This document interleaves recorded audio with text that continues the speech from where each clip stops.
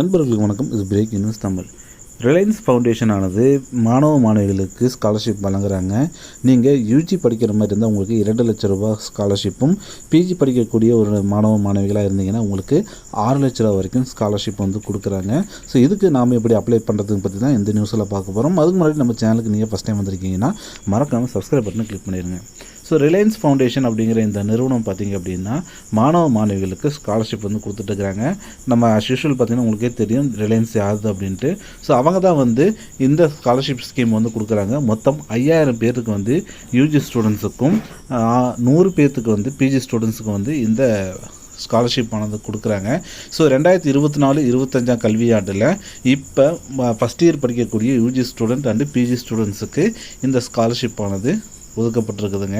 So யார் யாருக்கெல்லாம் இந்த யூஜி ஸ்காலர்ஷிப் கிடைக்குன்னு பார்த்தீங்கன்னா, ஸோ யூஜியில் நீங்கள் என்ன கோர்ஸ் படித்தாலும் சரி உங்களுக்கு கிடைக்கும். ஸோ எந்த முறையில் உங்களை இதை வந்து செலக்ட் பண்ணுறாங்கன்னு பார்த்தீங்கன்னா, எக்ஸாமினேஷன் வைக்கிறாங்க. So resonance and aptitude mental ability அப்படிங்கிற மாதிரி ஒரு டெஸ்ட் வைக்கிறாங்க. அது வந்து பார்த்திங்கன்னா ஒரு பேசிக்கான ஒரு தேர்வு தான்.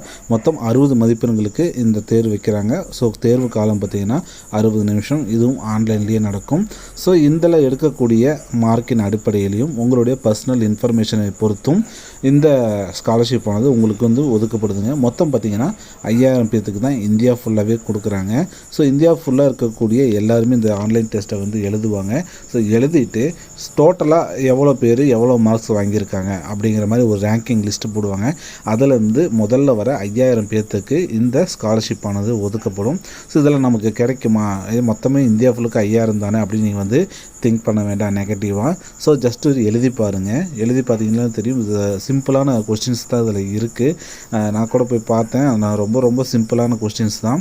ஸோ அந்த கொஸ்டின்ஸில் நீங்கள் வந்து அட்டன் பண்ணுங்கள். ஸோ ஜஸ்ட் மென்டல் எபிலிட்டி தெரிஞ்சால் மட்டுமே போதும். மேத்தமெட்டிக்ஸு இந்த விஷயந்தான். ஸோ இதை மட்டும் நீங்கள் வந்து 10th ஸ்டாண்டர்ட் வரைக்கும் தெரிஞ்ச அளவுக்கு இருந்தாவே போதுங்க. ரொம்ப சிம்பிளான ஒரு விஷயந்தான்.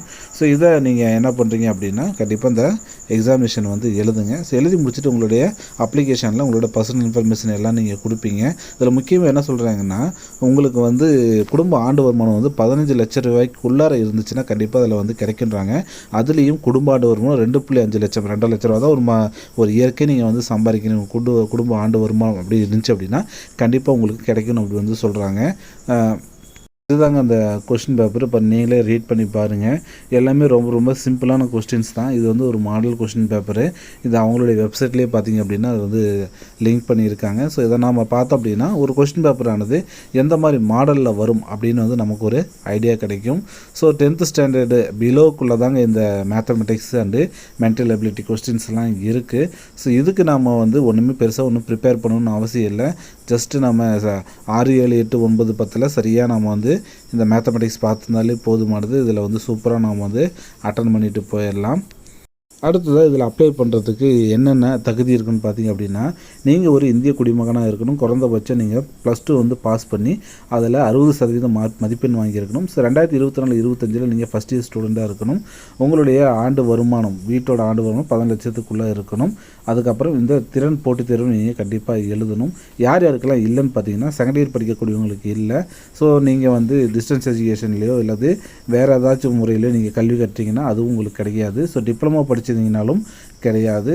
ஸோ 2 ஆண்டு இளங்கலை பட்டப்படிப்பு முடிச்சுட்டு இருக்கவங்களுக்கும் வந்து இது கிடைக்காது. ஸோ கட்டாயமாக நீங்கள் இந்த திறனறி தேர்வு வந்து எழுதணும். ஜஸ்ட் அவ்வளோதான். இந்த அப்ளை விண்ணப்பிக்க இங்கே கிளிக் செய்யும் அப்படின்னு பார்த்தீங்கன்னா, அதை நீங்கள் கிளிக் பண்ணாவே உங்களுக்கு வந்து யூஜி அப்ளிகேஷன் ஆனது ஓப்பன் ஆயிரும். ஸோ இந்த போர்ட்டல்லே பார்த்தீங்கன்னா யாரெல்லாம் என்னென்ன கோர்ஸுக்கு வந்து செலக்ட் ஆகியிருக்காங்க, அவங்க என்ன படிக்கிறாங்க, ஸோ அப்படிங்கிற எல்லா டீட்டெயில்ஸும் பார்த்திங்கன்னா அவங்களே பார்த்திங்கன்னா அப்லோடு பண்ணியிருப்பாங்க. ஸோ அதை பார்த்து கூட நம்ம வந்து தெரிஞ்சுக்கலாம். ஸோ மேலே அங்கே பார்த்திங்கன்னா பிஜி அப்படிங்கிறத நம்ம வந்து கிளிக் பண்ணோம் அப்படின்னா, ஸோ பிஜிக்கான அந்த அப்ளிகேஷன் ஃபார்ம் ஆனது ஓப்பன் ஆகுங்க. அதுலேயும் பார்த்திங்கன்னா நம்ம மேலே சொன்ன மாதிரியே நிறைய விஷயங்கள் இதுலேயும் இருக்குது. ஸோ ரிலையன்ஸ் அறக்கட்டளையோட முதுகலை உதவித்தொகை பார்த்திங்க அப்படின்னா மொத்தமே 100 பேர்த்துக்கு தான் வழங்குறாங்க. ஸோ 100 பேர் எப்படி தேர்ந்தெடுப்பாங்கன்னா சேம் அதே ப்ரொசீஜர் தான்.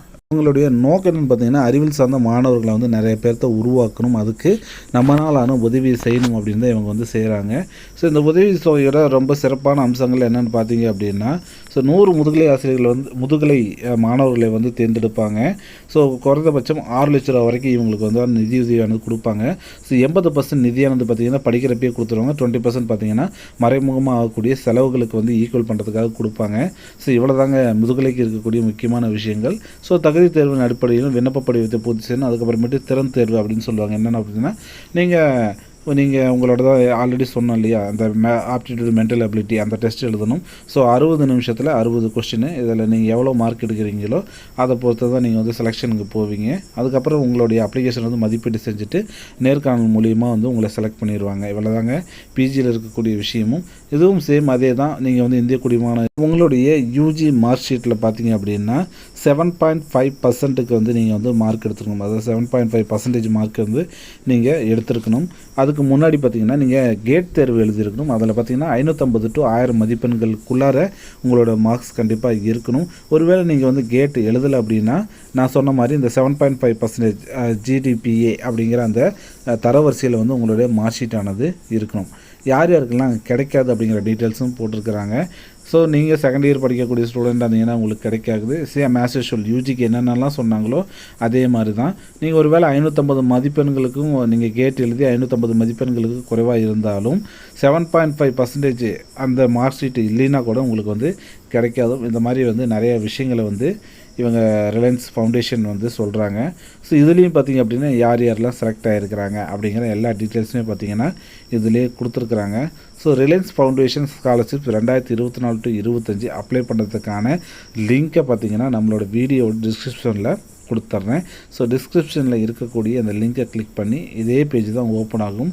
ஸோ நீங்கள் வந்து அப்ளை ஆன்லைன் அப்படிங்கிற இந்த விஷயத்தை நீங்கள் கிளிக் பண்ணிங்கன்னா ஃபஸ்ட்டே உங்கள்கிட்ட இந்த கேட்டோட மதிப்பெண் கேட்குறாங்க. கேட்டில் நீங்கள் எவ்வளோ வாங்குறீங்க. ஒருவேளை நீங்கள் கேட் எழுதுறீங்கன்னா ஸோ CGPA அப்படிங்கிறக்கூடிய உங்களுடைய பர்சன்டேஜ் அந்த மதிப்பெண்ணோட அளவை வந்து கேட்குறாங்க. எவ்வளோ பர்சன்டேஜ் நீங்கள் எடுத்துருக்கீங்க அப்படின்ட்டு. ஸோ நான் பாருங்கள், ஃபார் எக்ஸாம்பிள் ஒரு 1000க்கு வந்து ஒரு 750 அப்படி நீங்கள் வந்து டைப் பண்ணுறேன். ஸோ அவ்வளோதான். ஜஸ்ட் இது மாதிரி எவ்வளோ மார்க் நீங்கள் வாங்கினீங்க அப்படிங்கிறத இங்கே வந்து டைப் பண்ணுங்கள். முக்கியமாக எல்லாத்துக்கும் உங்கள்கிட்ட சர்டிஃபிகேட் இருக்கணுங்க. கண்டிப்பாக சர்டிஃபிகேட் வந்து வெரிஃபிகேஷன் பண்ணுவாங்க. ஸோ நீங்கள் யூஜி படிக்கக்கூடிய மார்க் ஷீட்டு, பிஜியோடைய படிச்சிருக்கக்கூடிய கோர்ஸு, உங்களுடைய பேர், கடைசி பேர், உங்கள் அப்பா பேர், அம்மா பேர், அதுக்கப்புறம் நீங்கள் எந்த ஊரை சார்ந்தவங்க, எந்த மாவட்டத்தை சார்ந்தவங்க, இப்படிங்கிற மாதிரி எல்லா டீட்டெயிலுமே வந்து இங்கே கேட்குங்க. இதெல்லாம் கொடுத்துட்டு இங்கே கீழே பார்த்தீங்கன்னா 2-3 டிக் அடிக்கிற மாதிரி இருக்கும். ஸோ அதாவது சொல்லுவாங்க இல்லையா நிபந்தனை அப்படின்ட்டு, இந்த நிபந்தனை எல்லாத்தையும் நீங்கள் வந்து கிளிக் பண்ணிவிட்டு சப்மிட் அப்படிங்கிற இந்த ஆப்ஷன் வந்து கிளிக் பண்ணிடுங்க. அவ்வளோதாங்க. ஜஸ்ட்டு ரிலையன்ஸ் ஃபவுண்டேஷனில் நீங்களோட ஸ்காலர்ஷிப்புக்கு நீங்கள் வந்து அப்ளை பண்ணியாச்சு.